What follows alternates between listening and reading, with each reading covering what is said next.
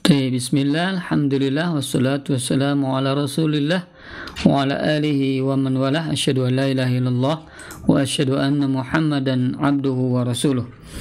Ikhwafillah yang semoga Allah muliakan, insyaallah saat ini kita akan mencoba membahas ya bab tentang sholatul jumu'ah, bab tentang sholat Jumat ya insyaallah. Kemarin kita menyinggung sedikit ya tentang sholat Jumat ini berkaitan dengan jumlah yang wajib dipenuhi ketika sholat Jum'ah, di mana dalam madhab Hambali ya minimal seseorang sesuatu tempat boleh melaksanakan sholat Jumat ketika harus ada 40 orang ya.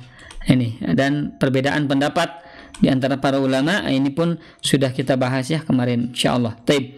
Ya khafila yang semoga Allah muliakan, kita lanjutkan di sini. Tentang sholat Jumat ini ada syurut. Syurut ini adalah syarat-syarat ya, syurut atau syarat-syarat. Taib. Di sini ada dua syurut itu, syarat-syaratnya ada dua. Pertama ada syurutus sihah, ada syarat sah. Sah artinya kalau tidak ada yang berikut ini yang akan kita sebutkan, maka sholat Jumatnya tidak sah, begitu. Sholat Jumatnya tidak sah. Maka agar sah harus memenuhi beberapa syarat, begitu. Pertama di sini al-waqt. Waktunya. Kapan waktunya? Menurut madhab Hambali ya, waktu sholat Jumat adalah min irtifa'i syamsi ila akhiri waktu zuhri. Min dari irtifa meninggi, naik meninggi. Jadi matahari, asyams matahari. Matahari meninggi ada di atas kepala kita. Ila akhir hingga sampai ya, ini sampai akhir waktu zuhur. Akhir waktu zuhur. Jadi kalau waktu zuhur awal mula waktu zuhur sebagaimana kita sudah bahas ya adalah waktunya zawal.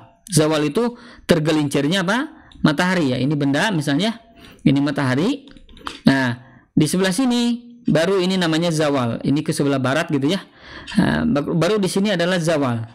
Tapi dalam masalah bab sholat Jumat ini ya, walaupun belum zawal, misalnya masih di sini nih, bayangan masih tepat ya, tepat di daerah bahkan tidak ada bayangannya karena tepat di atas kepala, jadi si benda ini tidak ada bayangan, maka ini boleh melaksanakan sholat Jumat. Jadi sholat Jumat beda dengan sholat zuhur, begitu menurut madhab Hambali. Waktunya yaitu ketika matahari meninggi, sementara zuhur waktunya adalah zawal ketika matahari tergelincir. Ini bedanya madhab Hambali dengan madhab yang lainnya. Ini bagian dari mufradat al-Hanabilah. Di antara hanya madhab Hambali saja yang berbeda dalam bab ini.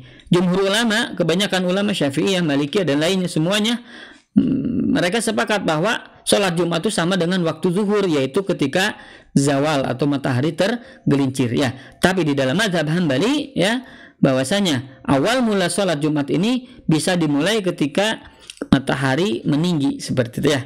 Wallahu a'lam. Ini yang pertama ya, syarat sah yang pertama menurut mazhab Hambali. Kemudian yang kedua, bibaldati mustautinin. Nah, di negeri atau di daerah ya, negeri atau daerah mustautinin, orang itu bertempat tinggal. Misalnya kita misalnya orang Sunda atau daerah apa misalnya ya, misalnya di daerah Bandung misalnya lah ya, di Bandung, maka disinilah orang Bandung inilah ketika mereka ingin sholat Jumat ya di sini di Bandung. Tidak boleh orang Bandung ya, misalnya dia bepergian ke Jakarta, di Jakarta ya, dia safar ke Jakarta, ada dua bus, misalkan ada 60 orang. Maka tidak boleh 60 orang ini melaksanakan sholat Jumat di Jakarta, di tempat di Jakarta. Kenapa? Karena di dalam mazhab ya, syarat yang kedua adalah di tempat dia itu bertempat tinggal ya. Jadi di negeri atau di kampung atau di sebuah tempat di mana mereka itu bertempat tinggal di sana ya. Jadi kalau orang Bandung ya di Bandung, orang Jakarta yang di Jakarta begitu.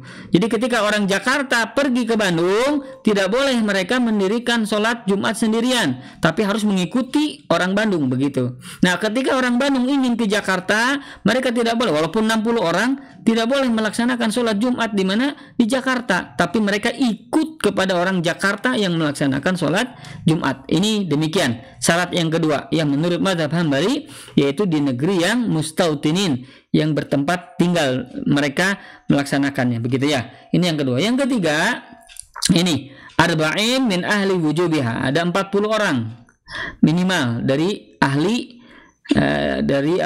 orang ya, atau dari dari orang yang wajib untuk melaksanakan sholat Jumat ya.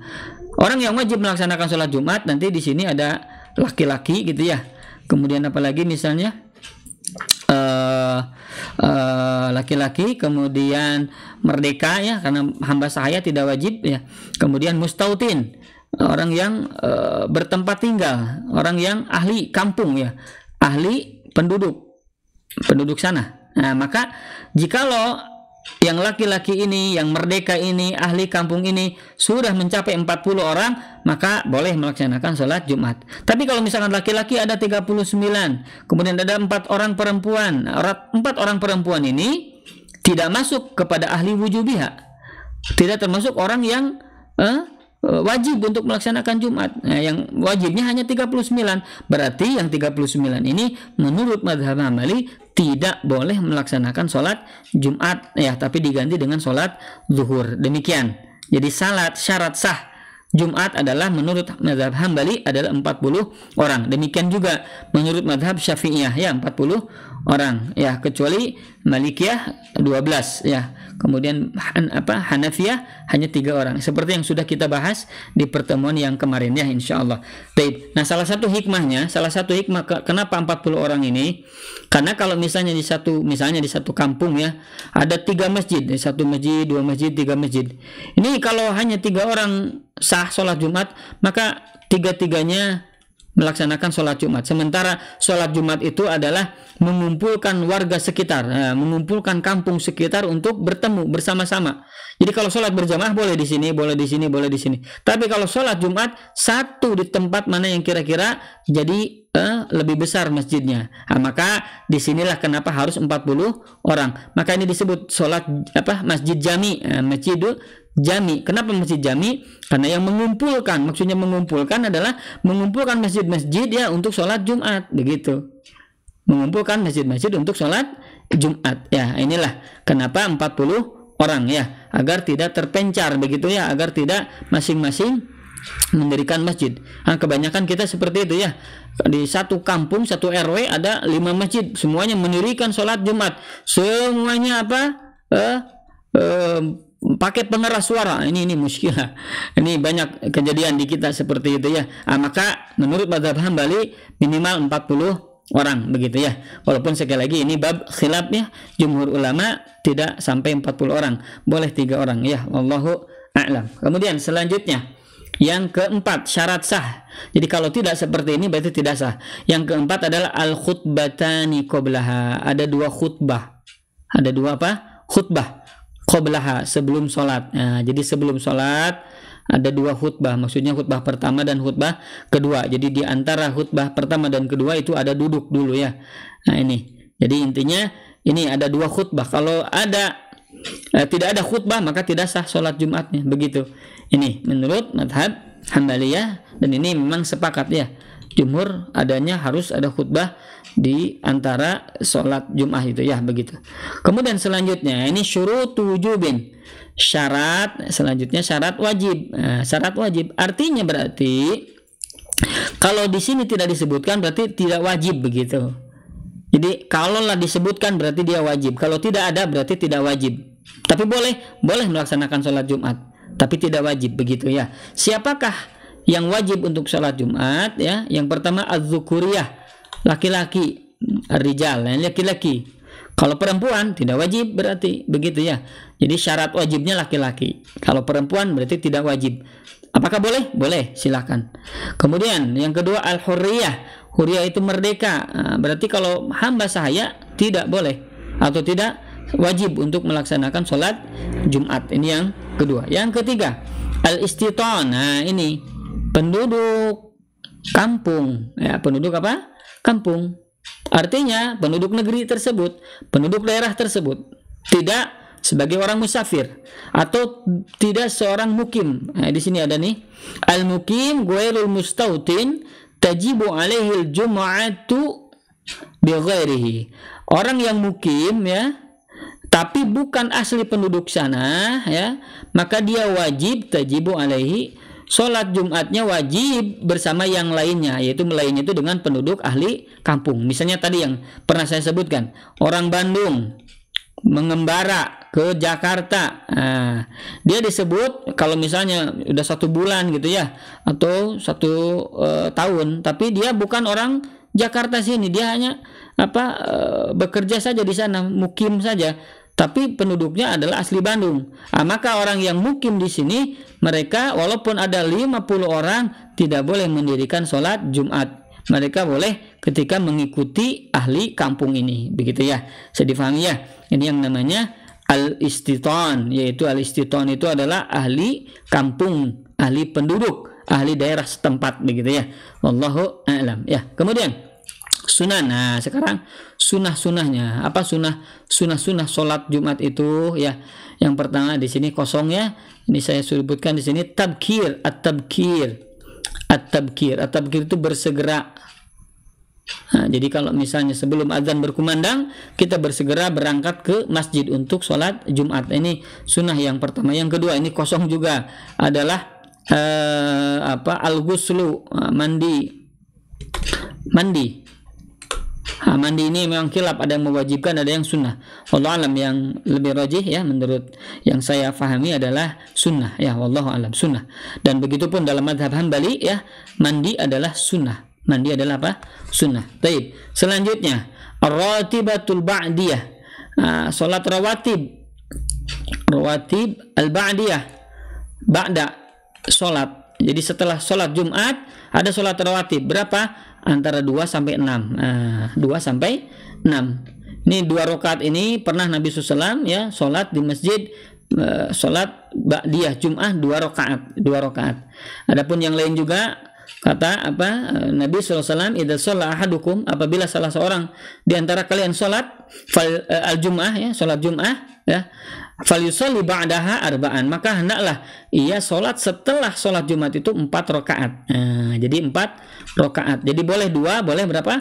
4. Boleh 6. Boleh 6 ini adalah dari asar Ibnu Umar radhiyallahu anhu. Beliau ketika salat setelah selesai Jumat, beliau melaksanakan 6 rakaat ya, 6 rakaat begitu. Nah, ini ketika beliau ditanya adalah aku pernah melihat Nabi SAW melaksanakan sholat ba'diyah ba'da Jumat itu 6 rakaat ya. Jadi boleh 2 atau 2 4 ya, 2 4 ya. Nah, jadi 4 kemudian 2 rakaat. Kemudian kalau misalnya kata Syekhul Islam Ibnu Taimiyah 4 rakaat di masjid ya, kemudian di rumah 2 rakaat begitu ya. Nah, kalau di rumah hanya 2 rakaat begitu. Taib ini. Jadi sholat rawatib setelah sholat Jumat ada 2 sampai 6 rakaat ya sunnahnya. Nah, adapun sebelum sholat Jumat ini tidak ada. Sebelum sholat Jumat ini tidak ada rawatib, tidak ada rawatib sebelum sholat Jumat ya. Wallahu a'lam ya. Demikian. Jumhur ulama mengatakan tidak ada. Tidak ada rawatib sholat Jumat, dan wallahu alam tidak menemukan dalil rawatib sebelum sholat. Adapun yang ada adalah sebelum imam naik mimbar ya, dia sholat 2 rakaat terus berapapun yang semampu dia, itu boleh. Itu bukan sholat qobliyah Jumat ya, tapi adalah sholat dalam rangka menunggu imam naik mimbar ya. Demikian.